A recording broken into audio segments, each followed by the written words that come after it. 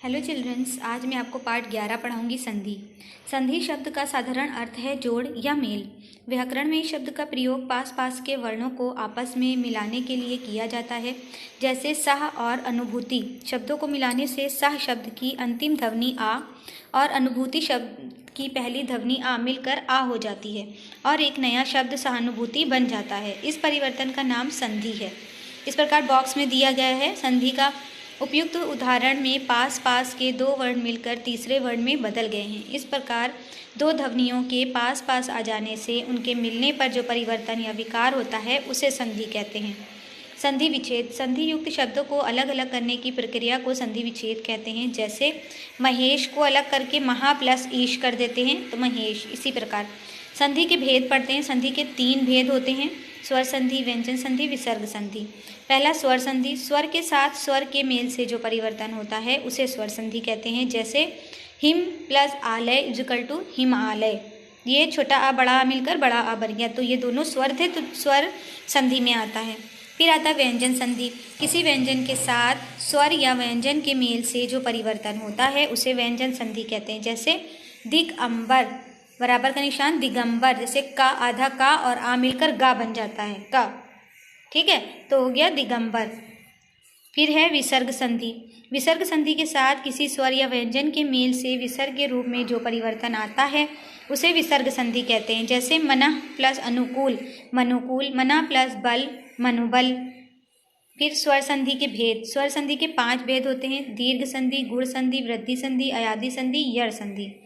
यहाँ पर हम केवल दीर्घ एवं गुण संधि के विषय में चर्चा करेंगे। वृद्धि, अयादि और यड़ संधि के विषय में अगली कक्षा में विचार किया जाएगा।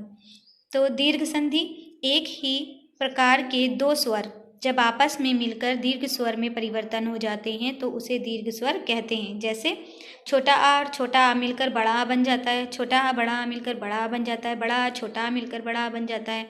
इस प्रकार की दीर्घ संधि होती है। फिर है गुण संधि। छोटा आ और बड़ा आ स्वरों के बाद यदि हास्य या दीर्घ छोटी ई, छोटा ऊ या ऋषि स्वर आते हैं तो दोनों के स्थान पर क्रमशः ए, ओ तथा अर हो जाता है, तो उसे गुण संधि कहते हैं। हेलो चिल्ड्रंस, आज मैं आपको पाठ 12 पढ़ाऊंगी। वाक्य विचार। एक बूढ़ा एक गांव में रहता था। उसके पुत्र 4 थे। आपस में वे चारों लड़ते बहुत थे। एक बात की बूढ़े को बहुत रहती थी चिंता। बूढ़ा बीमार एक दिन पड़ गया। बचने की उम्मीद कोई नहीं उसके रही। वह अपने पुत्रों को मरने से पहले फिर एक बार चाहता समझाना था, तुम रहोगे मिलजुल कर कि अगर तुम्हें तो नहीं पहुंचा सकता कोई भी हानि। उपयुक्त गद्यांश के सभी वाक्यों में कुछ शब्दों का समूह है, लेकिन इन शब्दों के समूह का अर्थ ठीक से स्पष्ट नहीं हो रहा है।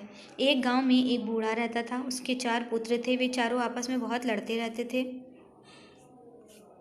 बूढ़े को इस बात की बहुत चिंता रहती थी कि एक दिन बूढ़ा बीमार पड़ गया। उसके बचने की कोई उम्मीद नहीं रही। मरने से पहले वह अपने पुत्रों को एक बार फिर से समझाना चाहता था कि अगर तुम मिलजुल कर रहोगे तो तुम्हें कोई हानि नहीं पहुंचा सकता।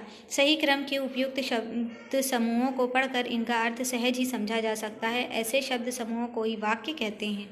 इस प्रकार शब्दों के ऐसे समूह जो सार्थक अर्थ देते हैं वाक्य कहलाते हैं। वाक्य के 2 भाग होते हैं: उद्देश्य तथा विधेय। वाक्य का वो भाग जिसके विषय में कुछ कहा जाता है वाक्य का उद्देश्य कहलाता है। वाक्य में उद्देश्य के विषय में जो कुछ कहा जाता है वो वाक्य का विधेय कहलाता है। जैसे सुदीप क्रिकेट खेल रहा है। सुदीप जो है वो उद्देश्य है, क्रिकेट खेल रहा है वो विधेय है। फिर आते हैं वाक्य के भेद। वाक्य के भेद 2 आधारों पर किए जा सकते हैं: अर्थ के आधार पर तथा रचना के आधार पर। अर्थ के आधार पर वाक्यों के 8 भेद होते हैं। विधानवाचक वाक्य, इनसे किसी बात या कार्य के होने या करने का बोध होता है। सिंपल सेंटेंस होते हैं ये। जैसे यह एक पौधा है, दिव्या खेल रही है। नकारात्मक वाक्य, इनमें किसी बात या कार्य के ना होने या ना करने का भाव प्रकट होता है। जैसे मैं चाय नहीं पीता हूँ, सुमित ने पुस्तक नहीं चुराई। आज्ञावाचक वाक्य, इनमें किसी बात या कार्य के लिए आज्ञा, प्रार्थना या उपदेश का भाव निहित होता है। जैसे बारिश में मत भीगो, तुम यहाँ से चले जाओ। प्रश्नवाचक वाक्य, इस प्रकार के वाक्यों में कोई न कोई प्रश्न पूछा जाता है। जैसे मेरी पुस्तक कहाँ है, बाहर कौन है। विस्मयादिबोधक वाक्य, इनमें विस्मय, आश्चर्य, हर्ष, शोक, घृणा आदि का भाव निहित होता है। जैसे वाह, आपने तो कमाल ही कर दिया। आहा, तुम आ गए। इच्छाबोधक वाक्य। इनमें इच्छा, शुभकामना तथा अथवा पर अभिशाप का भाव प्रकट होता है, जैसे ईश्वर करे तुम पास हो जाओ, भारत माता की जय हो।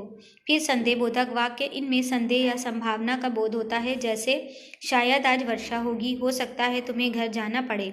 संकेतवाचक वाक्य। इनमें एक क्रिया का होना दूसरी क्रिया पर आश्रित होता है, जैसे यदि वर्षा न होती तो अकाल पड़ जाता, सूर्य निकलेगा तो अंधेरा भाग जाएगा।